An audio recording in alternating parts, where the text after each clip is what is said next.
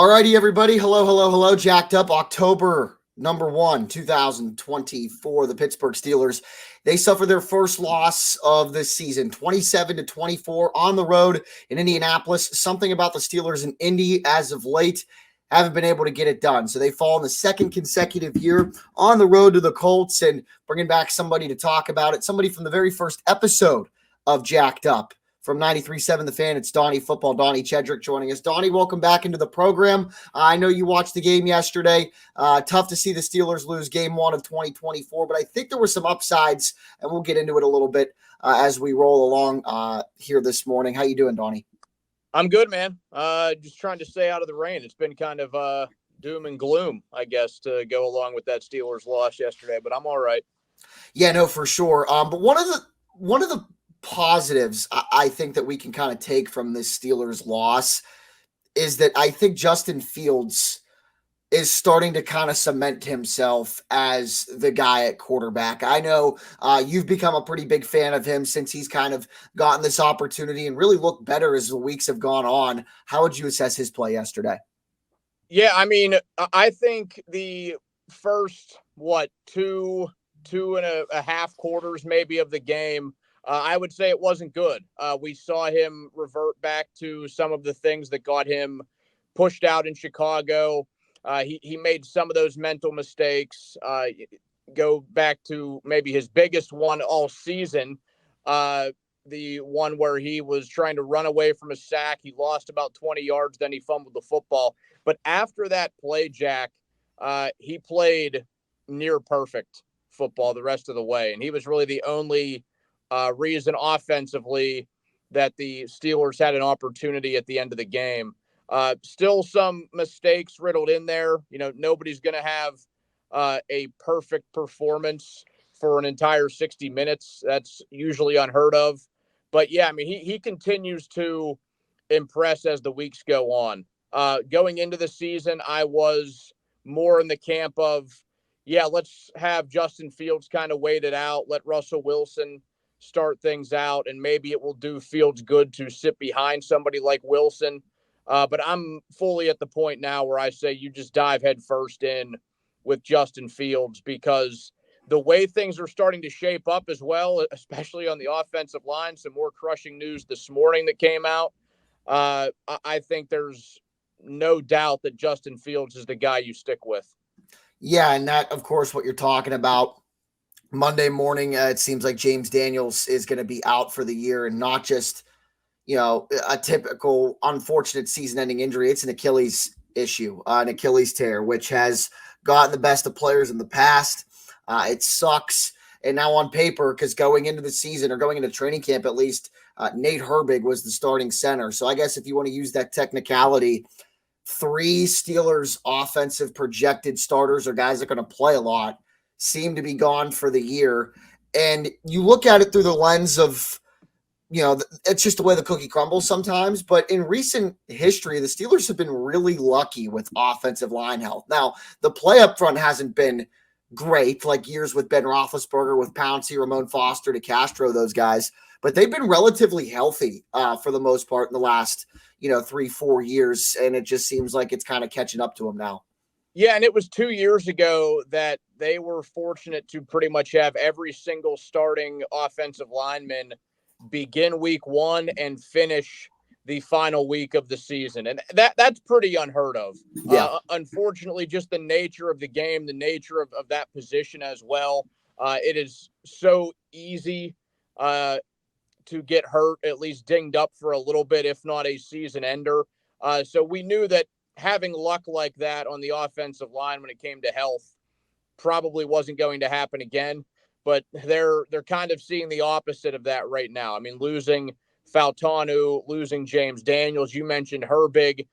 Yeah, he doesn't look like as much of a loss, but given the other losses now, someone with his versatility could have, played a factor as this season moved forward. I mean, it's just something that unfortunately every team kind of has to deal with. Like, the injury bug normally catches up to everybody. And that's why when you get to the end of the season, it's not always even about who's the best team. It's sometimes about who's the healthiest.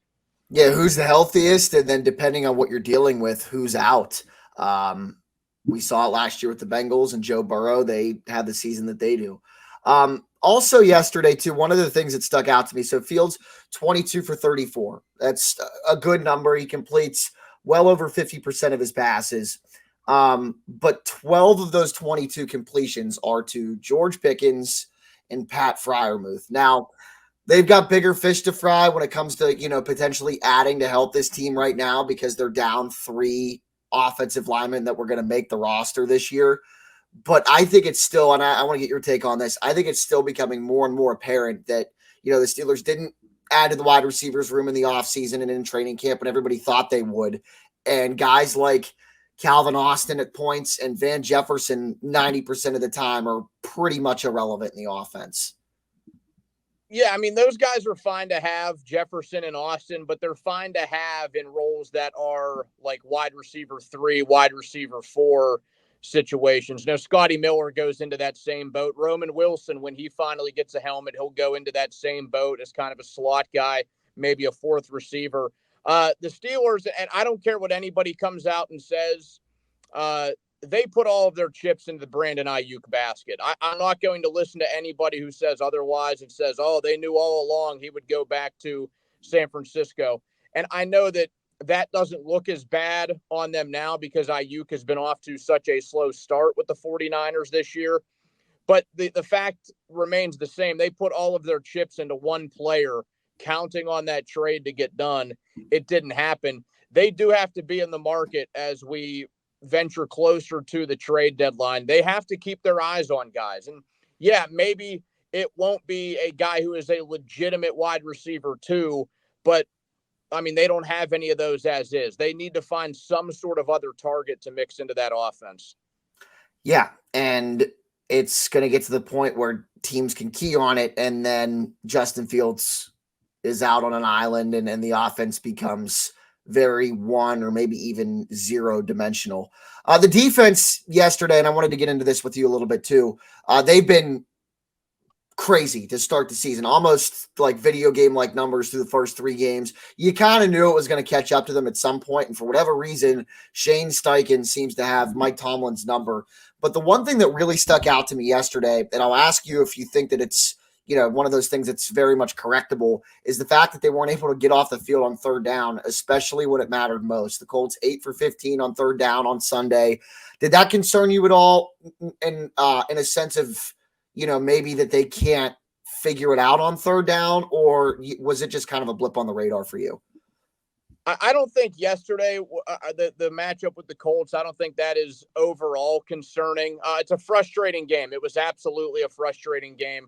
Early on, it gave me vibes of last season in week 4 when they played the Texans and just kind of got bullied on that side of the football. Going into it, what I was worried about, and I understand that Anthony Richardson out of the gate looked really good. I was worried that if Richardson got hurt like he is prone to do, which he did yesterday, Joe Flacco was going to come in there and dice them up. And that is precisely what he did. Now, he didn't put together an all-time performance, but it was just those examples, those things you mentioned, Jack. They would get into 3rd down situations, and Cowboy Joe would stand back there in the pocket. They'd get almost 0 pass rush. He would have time to make a cup of coffee most of the time, and then he would find the open player down the field because he is a savvy veteran quarterback who's been doing it now for over 15 years. That was my big concern going into yesterday, because even though Richardson started out looking really good, sometimes we see that happen with the Steelers defense. The opposing offense kind of goes down the field easily on them early in the game. Then water finds its level. They figure it out. Richardson was far more prone to making a stupid mistake and turning the football over, whereas I didn't see Flacco being the guy to do that. So that's what ended up happening yesterday. We got the old cowboy out there for the Colts, and that was pretty much all she wrote. Yeah, I think it's also safe to say that the playbook probably changed for Indy, because I don't think it's any secret that there's a very, very large gap of athleticism between Joe Flacco and Anthony Richardson. So that could have thrown the Steelers off too. Yeah, I mean, and I know that after the game, Mike Tomlin made the comment about how they, weren't really prepared or able to adjust to Joe Flacco. Now, from his standpoint, that doesn't make him look great in that spot. I understand that the players change every season, and maybe that defense as a whole hasn't seen Joe Flacco a whole lot. But if any opposing coach should know how to get to Joe Flacco or how to make Joe Flacco kind of fall out of his rhythm, it's Mike Tomlin. And sometimes those adjustments are difficult on the fly. I understand that. But the dude has seen Joe Flacco about 25 times over the course of his career. And that's, I would venture to guess, more than any other opposing coach. So, yeah, I get his comment was meant more about his defense as a whole. Maybe those guys hadn't seen him a whole lot, but Mike Tomlin certainly had. Speaking of Mike Tomlin post-game press conference, what did you make about his explanation as to why they didn't call a timeout, their only timeout left on that final drive, down 3 with the football? Yeah, I mean, I think they probably you're going to take that into next week. People will joke like, oh, you're not going to get that bonus timeout going into next week. We just saw that, speaking of rhythm, the Steelers got thrown off theirs on that last drive. You get the snap snafu between Frazier and Fields, which has been a heated debate ever since that game has ended. Blame goes on both sides there. But then the play to Najee Harris that doesn't get out of bounds. Watching it live, I thought he did what he needed to do to qualify as out of bounds. But, the officials are right on top of it. I'm not going to argue because it was right there. I probably just didn't see it the right way. That's a case where I think you have to break things up, call a timeout, get things settled, because you need a fourth down play written up. Instead, they rushed into it, and the way that they executed it, it looked like it was rushed. Yeah, no, I agree. What did you make of Najee's comment after the game when I thought he was asked a very reasonable question of what did he think of Justin Fields' performance? Because look, right, the entire quarterback room was overhauled, and there have been questions week in and week out who the guy is going to be. And to follow up, whoever said guy is, it wasn't on the roster last year. It had to spend the offseason in training camp getting familiar with the system, getting familiar with the guys. So in week 4, when they've only played 25% of their season, I think it's a very valid question to ask another key member of the offense how they think the quarterback is playing. And he poo-poos on it completely and goes the whole team route with it. Now, he's been difficult with the media in the past, and he really could have been defending, the other 10 guys on the field. I just wanted to get your take on how you thought he handled that question and answer. Yeah, just prototypical Najee Harris to the media, unfortunately. And that'll get the fanboys out there on social media all riled up, like, tell them, Najee, tell them how it is. But, people like you, Jack, and people that cover the team for various outlets who work their asses off, they're in that locker room every day. I've always thought they deserve a little bit better in that situation. He's mad for one reason or another. We know how sour he gets with the media after a game. And listen, he didn't play a good game, and he knows that. I think that certainly adds to it. If we get Najee Harris that has, 80 plus rushing yards, including that long pass that he hauled in, which is really the only impactful play he had.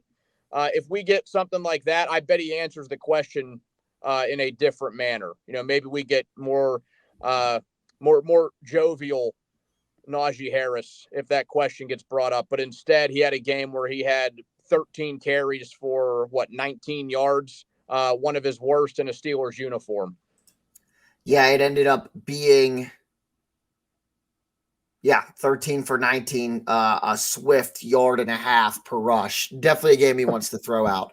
The Steelers take on the Dallas Cowboys Sunday Night Football. You can watch it on WTOV 9 this week. I want to get your take on that in a moment, but we have to take a quick 15-second timeout presented by Trinity Health System. The future looks good. The future looks good.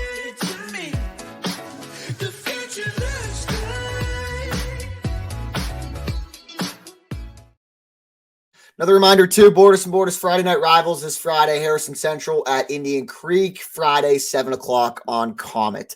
All right, Donny, Cowboys coming up on the schedule this week, an opportunity for Mike Tomlin and company to bounce back. What have you made so far of doubt? I mean, obviously they struggled to start the season. What have you made so far of the Cowboys and what they bring to the table at Acrisure Stadium on Sunday? So I think it is big to note maybe two of their best defensive players will be on the shelf. And we talked about the injuries that the Steelers had to deal with, that they have to actively deal with on the offensive line. Very real chance that there is no Micah Parsons. Very real chance there is no DeMarcus Lawrence in this game. I'm not going to act like that's a bad thing for the Steelers. People can come out after and say, well, they didn't have to face this guy. They didn't have to face that guy. And those people will always be there. So losing their two best defensive players, perhaps, in a defense that has already been suspect this season. I know they looked good against my guy Daniel Jones, but it's Daniel Jones and the New York Giants. Offensively, they can't run the ball for much. They just kind of have a handful of random dudes back there. Zeke Elliott, who feels like he's been in the league for 15 years, but it's really only been around a decade. I think he's 8 years in, as is Dak. But you still got to look out for what Dak Prescott can do. He's only a season removed from being very close to winning the league's MVP. CeeDee Lamb, easily a top 5 receiver in the game. So I like that the Steelers are going into this with Dallas not having their two best guys on defense that has already been struggling a bit. We saw what New Orleans did to them a few weeks ago. We saw what the Ravens did to them in week 3. But you can't sleep on how they can perform offensively, because I still think Dak Prescott's a pretty good player. Yeah, it also helps, too. One of those guys you're talking about, Micah Parsons, and DeMarcus Lawrence for that matter, they make their living at rushing the quarterback, and the Steelers are going to be depleted on the offensive line, so that should help the Steelers in that regard. One of the things that also concerns me, and based off of what I saw on Sunday against the Colts, like Michael Pittman's a good receiver, but they were able to spread the ball out. When we were talking about the Steelers' lack of being able to do that, Josh Downs ends up for like 8 receptions for 90 yards.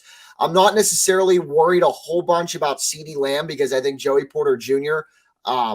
Has had a great start to the season and looks every bit the bill of being a competent and very good cornerback number 1. It's a guy like Brandon Cooks, who for some reason ends up with hilariously good numbers at the end of every year he plays. It's a guy like Brandon Cooks in that offense that worries me a little bit, as far as being able to have a sneaky good game, kind of like Downs did for the Colts. Yeah, Cooks, I've said for a while, he might be one of the most underrated players in the entire league. He's been passed around time and time again, but as you mentioned, Jack, the dude puts up good numbers year after year after year. I also think Jake Ferguson's a pretty solid option at tight end. And I think that he's somebody you have to look out for over the middle, because that's certainly a player that Dak will utilize. And I know I just mentioned Zeke's name a moment ago. He has not played in Pittsburgh too often, but the few times he has looked good. And that's as recently as last season with the hapless Patriots. That Patriots team was bad. Bailey Zappi was their quarterback, and Zeke Elliott looked like he was in 2016 form against the Steelers for most of that game. So don't take that guy lightly in the past game either, because I think he had a very heavily receptive game when the Steelers and Pats matched up last season. Yeah, 7 receptions. I totally forgot about this too. And I remember the basically a walk-off touchdown in a night game in his Cowboys prime. Yep. 7 receptions last year for 72 yards and a touchdown. He also ran for 68 yards on 22 carries as well. And that was in December of last year. One of the worst Steeler performances, at least I'd ever seen in person. So the Steelers 3-1, they sit atop of the AFC North for whatever that's worth in October of the NFL campaign. The question before we go, though, I want to ask you is, how much has your outlook on the Steelers changed from September 1st to October 1st? So it might surprise you a little bit, but the way that the games always end up working out, and we know that it's a fun sports media activity to go through the schedule when it comes out in May, go through the schedule again, maybe right before or right after the preseason gets underway. I had the Steelers, like a lot of people did, pretty much everybody who has covered this team for a while, at 9-8. And through the first 4 weeks, you can't possibly tell me that a lot of people expected them to be this record or better, which it's not always how the games work out the way that you expected them to. But I think they've already won a couple of swing games on their schedule. They beat the Falcons. I thought that one could have gone either way. I thought Atlanta was a very sneaky good opponent.